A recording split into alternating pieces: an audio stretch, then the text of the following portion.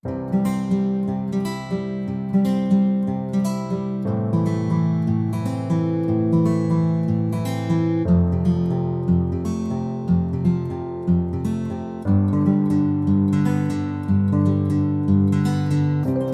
To the biotech universe. आज की video में हम क्लासिफिकेशन की तारीख का जायज़ा लेंगे और इस तारीख में मुख्तलिफ बायोलॉजिस्ट के रोल का भी जायज़ा लेंगे कि जिनकी बदौलत हमें मौजूदा क्लासिफिकेशन सिस्टम मिला है।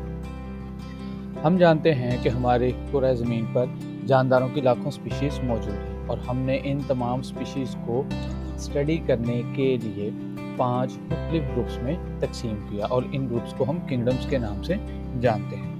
लेकिन मौजूदा इस क्लासिफिकेशन सिस्टम की तारीख बहुत पुरानी है। सबसे पहले जानदारों को यूनानी फ़िलासफ़र एरिस्टोटल यानी अरस्तू ने 2 ग्रुप्स में तकसीम किया। इन 2 ग्रुप्स में एनिमल्स यानी जानवर और प्लांट्स यानी पौधे शामिल थे। ऐसे तमाम जानदार जो कि दूसरों पर खुराक के लिए इंहिसार करते थे और अपनी जगह को तब्दील करते थे, अरस्तू ने उन्हें एनिमल ग्रुप में जगह दी। और ऐसे जानदार जो कि अपनी खुराक खुद बनाते थे और अपनी जगह को तब्दील नहीं करते थे, अरस्तू ने उन्हें प्लांट्स के ग्रुप में जगह दी। एरिस्टोटल के बाद और बहुत सारे बायोलॉजिस्ट ने भी इस क्लासिफिकेशन में अपना किरदार अदा किया, जैसे आंद्रेआ सिज़ल्पिनो जो कि एक इटालियन टेक्सोनोमिस्ट थे। उन्होंने प्लांट्स को 15 मुख्तलिफ जेनरास में तकसीम किया, यानी उन्होंने प्लांट्स के 15 जेनरा मुतारफ़ करवाए। इसी तरह टोर्नेफोर्ड ने क्लास, टैक्सा और इसके 7 स्पीशीज़ को मुतारफ़ करवाया। ऑगस्टस रिविनस ने ऑर्डर टैक्सा को इंट्रोड्यूस करवाने में अहम रोल प्ले किया। इन तमाम बायोलॉजिस्ट की इस मेहनत के बाद जो पहला क्लासिफिकेशन सिस्टम वजूद में आया वो 2 किंगडम क्लासिफिकेशन सिस्टम था, जिसमें तमाम जानदारों को 2 ग्रुप्स में तकसीम किया गया।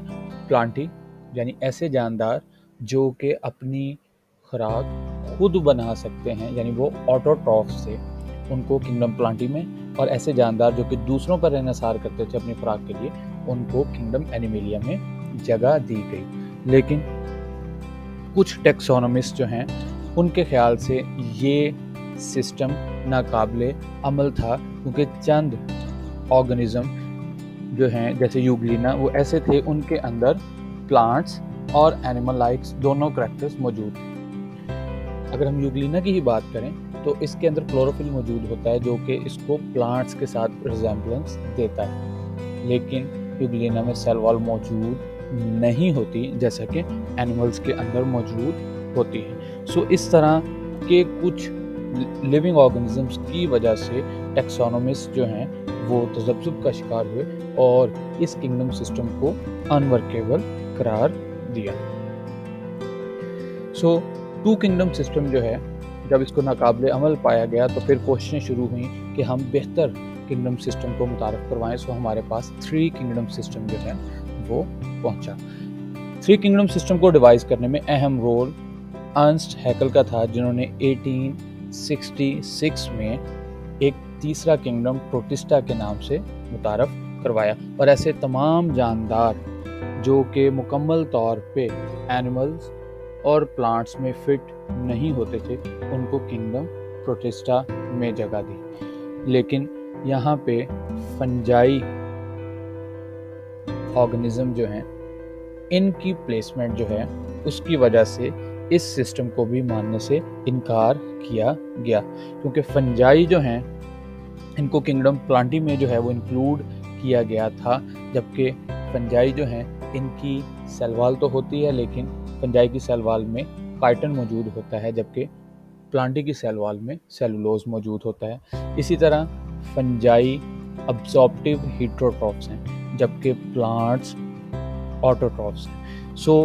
प्लांट्स के साथ इनके बहुत सारे करैक्टर्स जो थे वो मिसमैच होते थे, जिसकी बुनियाद पर 3 किंगडम सिस्टम जो है उसको भी अनवर्केबल समझा गया।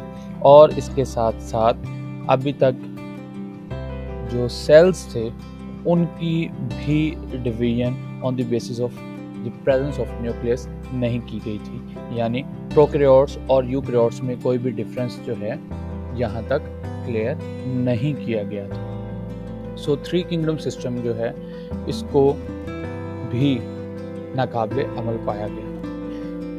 1937 में ई चैटन नामी एक बायोलॉजिस्ट ने दो टर्म्स जो कि डिफ्रेंशिएट करती थी सेल्स में को मुतारफ करवाया, जिनकी बुनियाद पर सेल्स को दो मुख्तलिफ ग्रुप्स में तकसीम किया जाता है। यूकैरियोटिक सेल यानी ऐसे सेल जिनके अंदर ट्रू न्यूक्लियस मौजूद है, प्रोकैरियोटिक सेल जिनके अंदर न्यूक्लियस मौजूद नहीं होता और उनका डीएनए साइटोप्लाज्म में ही फ्लो कर रहा होता है।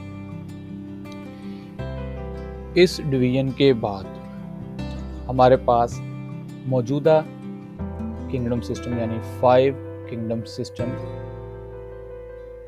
वजूद में आता है, जो कि 1969 में रॉबर्ट विटेकर नामी एक टेक्सोनोमिस्ट ने जो है वो पेश किया।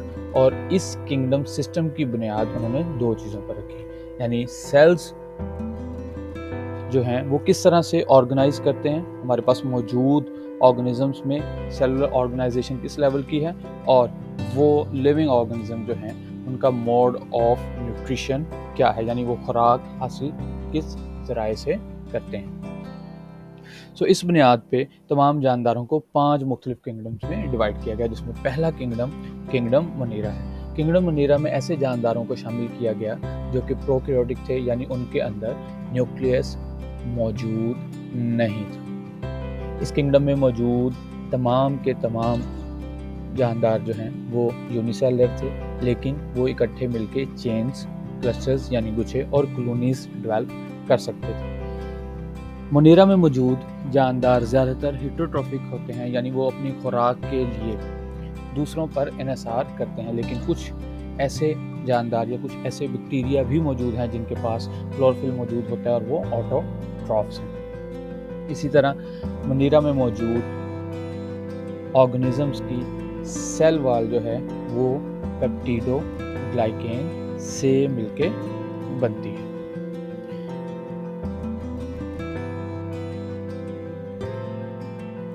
सो नेक्स्ट जो किंगडम है हमारे पास वो है प्रोटिस्टा। प्रोटिस्टा में मौजूद जानदार यूकैरियोट्स हैं, ऐसे जानदार जिनके सेल्स के अंदर न्यूक्लियस मौजूद होता है।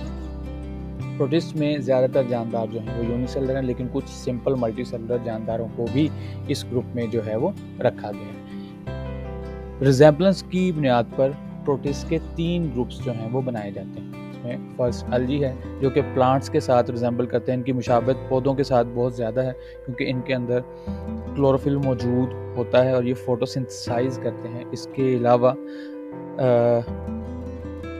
ये ऑटोट्रॉफ्स हैं, तो अपनी खुराक जो है वो खुद बनाते हैं, लेकिन इनके अंदर मल्टी सेलुलर सेक्स ऑर्गन्स मौजूद नहीं होते और ना ही ये अपने लाइफ साइकिल में एम्ब्रियोज को डेवलप करते हैं। दूसरा ग्रुप प्रोटोजोआन्स कहलाता है। प्रोटोजोआन्स जो हैं ये एनिमल से रिजेंबलिंग प्रोटिस्ट हैं और इनके अंदर क्लोरोफिल भी मौजूद नहीं होता और सेल वॉल भी मौजूद नहीं होती। जबकि थर्ड ग्रुप जो है वो फंजाई लाइक प्रोटिस्ट कहलाते हैं क्योंकि उनकी मुशाबहत फंजाई के साथ बहुत ज़्यादा होती है। थर्ड किंगडम हमारे पास है किंगडम फंजाई। किंगडम फंजाई में भी यूकैरियोटिक जानदार जो हैं वो मौजूद होंगे और फंजाई दोनों तरह से हो सकते हैं, यूनिसेलुलर जैसा कि यीस्ट और मल्टी सेलुलर जैसे कि मोल्ड की फॉर्म में जो है वो मौजूद होंगे। फंजाई का मोड ऑफ न्यूट्रिशन अब्सॉर्प्टिव हेटेरोट्रॉफ्स है, यानी ये खुराक को अब्सॉर्ब करते हैं। फंजाई के पास मुख्तलिफ डाइजेस्टिव एंजाइम्स जो हैं वो मौजूद होते हैं जिसको ये अपने सबस्ट्रेट यानी जिस चीज़ के ऊपर ये ग्रो करेंगे उस पर सेक्रीट करते हैं और फिर उसमें मौजूद मॉलिक्यूल्स को स्मॉल ऑर्गेनिक मॉलिक्यूल्स में तोड़कर उनको अब्सॉर्ब कर लिया जाता है। फंजाई की सेल वॉल में काइटिन मौजूद होती है।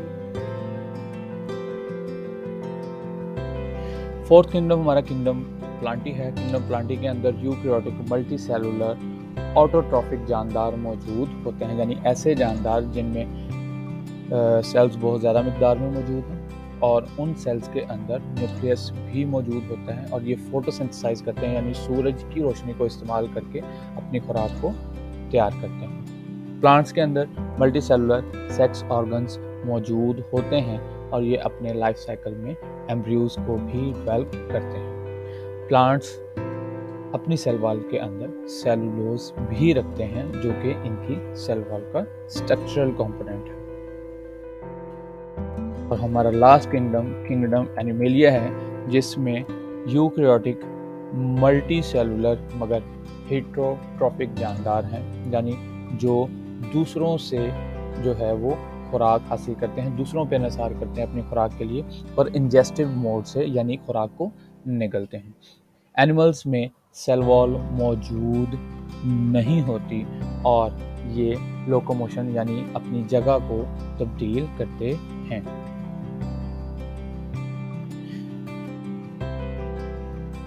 तो हमारे मौजूदा सिस्टम को 1988 में दो बायोलॉजिस्ट मार्गुलस और शेवर्ट्स ने किसी हद तक तब्दील किया और इस सिस्टम की बेसिस में कुछ चीज़ों का इजाफा किया, जैसे साइटोलॉजी, जैसे सेल को मुकम्मल स्टडी किया जाता है कि उसके अंदर कौन कौन से कंपोनेंट्स हैं, किस तरह के ऑर्गेनल्स हैं और उनकी बेसिस जो हैं वो क्या हैं, और ऑर्गेनल्स जो हैं उनकी सिम्बायोटिक ओरिजिन जो है उसको स्टडी किया जाता है। इसके अलावा जेनेटिक्स यानी डीएनए को भी स्टडी किया जाता है। सो स्लाइटली हमारे इस किंगडम सिस्टम को चेंज किया गया बाय मार्गुलस एंड शेवर्ट्स इन 1988 और इनमें बेसिस का जो है वो कुछ इजाफा किया गया।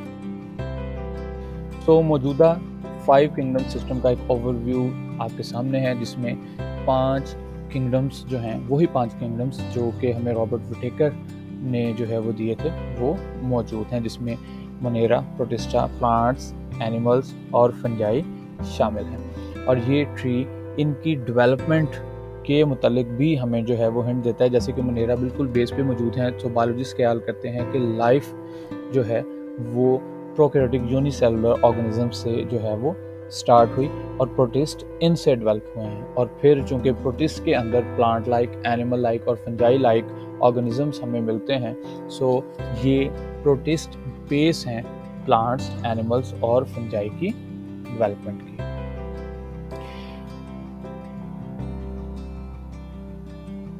इस तमाम क्लासिफिकेशन सिस्टम के अंदर हमें वायरस जो है वो किसी भी किंगडम के अंदर नहीं मिलता। उसकी सबसे बड़ी रीज़न ये है कि वायरस को हम लिविंग कंसीडर नहीं करते, बल्कि ये एक ए सेलुलर पार्टिकल के तौर पे जाना जाता है अपनी क्रिस्टलाइन नेचर की वजह से। आल्दो ये कुछ जो है वो करैक्टरिस्टिक्स शो करता है लिविंग ऑर्गेनिज्म वाले, लेकिन चूँकि इनके पास अपनी बायोसिंथेटिक मशीनरी जो है वो मौजूद नहीं होती, सो इसको उन करैक्टर्स को भी शो करने के लिए किसी लिविंग सेल के अंदर जो है वो जाना पड़ता है। सो रिप्रोड्यूस करने के लिए वायरस जो है वो इन्फेक्ट करेगा पहले किसी सेल को, उस सेल में जाएगा और उसकी मशीनरी को कंट्रोल करेगा तो अपने नंबर को इंक्रीज कर सकता है। वायरस के स्ट्रक्चर को अगर हम स्टडी करें, सो वायरस के पास जो है वो डीएनए या आरएनए मौजूद होगा जिसके इर्द गिर्द एक प्रोटीन का होल होगा। सो इसके इन करैक्टर्स की वजह से इसको 5 किंगडम सिस्टम में इंक्लूड नहीं किया गया। वीडियो देखने का शुक्रिया। अगर आपको हमारी वीडियो इन्फॉर्मेटिव लगे हमारे चैनल को सब्सक्राइब करना मत भूलिएगा। अल्लाह हाफिज़।